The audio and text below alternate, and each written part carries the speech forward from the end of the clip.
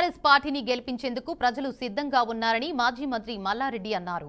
ఇక వెంగళరావు నగర్ డివిజన్లో మల్లారెడ్డి పర్యటించారు. గత 22 నెలలుగా ప్రభుత్వం ఏ ఒక్క అభివృద్ధి కార్యక్రమం చేపట్టలేదని విమర్శించారు. ఎన్నికలు ఉన్నాయి కాబట్టి వచ్చి నిధులు ఇస్తున్నారని, కానీ అవి విడుదలకు నోచుకోవు అని ఎద్దేవా చేశారు.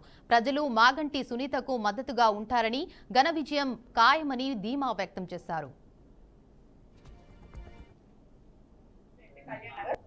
డివిజన్ కి బూత్ కి 30 మంది చేయగలరు కదా.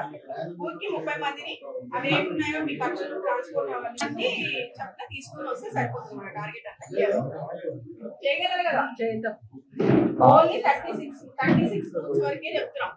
కాలనీ బూత్స్ ఇక్కడ ఏమి ఇంక్లూడ్ అంటే Madhura Nagar, Srinivas colony west include చేయండి. కళ్యాణ్ నగర్ ఈ వరకే మార్నింగ్ 10 o'clock ప్రోగ్రామ్ 10 కల్లా గ్రౌండ్ లో ఉండాలి. ఎవరి గ్యాదరింగ్ వాళ్ళది.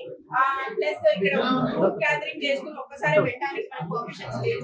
సుధీర్ రెడ్డి గారు ఇన్ఛార్జ్ ఎమ్మెల్యే గారు ఉన్నారు కాబట్టి వాళ్ళ టీం నుంచి ఒక పర్సన్ వస్తారు. అలాగే మీకు ఇన్ఛార్జ్ ఇచ్చాం కదా, ఇప్పుడు సెపరేట్ గానే చెప్పారు కదా.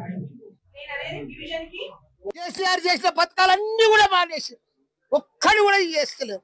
కాబట్టి భారీ మెజారిటీ తోటి అతి భారీ మెజారిటీ తోటి కలిపి నేను ఎరుగని రీతిలో ఈ జూబ్లీహిల్స్ అసెంబ్లీ గెలుస్తాం. తప్పకుండా మా డివిజన్ లో కూడా భారీ మెజారిటీతో గెలుస్తారు. ప్రజలంతా కూడా చూస్తున్నారు ఎప్పుడు జూబ్లీహిల్స్ ఎలక్షన్స్ వస్తాయి. డేట్ వచ్చింది పర్ఫెక్ట్ గా. మేము ప్రచారం కూడా కాలి దండం పెట్టుకుంటూ పోతే కాదు మా చెల్లమ్మ సునీత గ్యారంటీ చేస్తారు. ఎందుకంటే ప్రతి ఓటర్ గుండెలలో గోపాల్ ఉన్నాడు.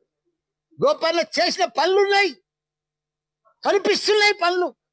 వీళ్ళు 23 నెలల సాటి చేసిన పనులు కూడా కనిపిస్తున్నాయి. ఏమీ చేయలేదు. మళ్ళీ 2 మంత్రులు వచ్చి టోప్ పెట్టుకొని 100 కోట్లది రిలీజ్ చేసిపోయి అది అయ్యేది కాదు, పోయేది కాదు. అది నామకే వాస్తే ఎలక్షన్ల ముందు స్టంట్ అది. 22 ఏళ్ళు అయింది. అంతకుముందు ఎందుకో ఇయ్యలేదు 100 కోట్లు. ఇప్పుడు వచ్చి ఇచ్చిపోయిరా రిలీజ్ చేసిపోయి ఎలక్షన్లు. ఇదే వాళ్ళకి పనితనం, ఇదే ఆ లెక్క. మళ్ళీ ఎలక్షన్ కాగానే పనులు కావు, ఏం కావు.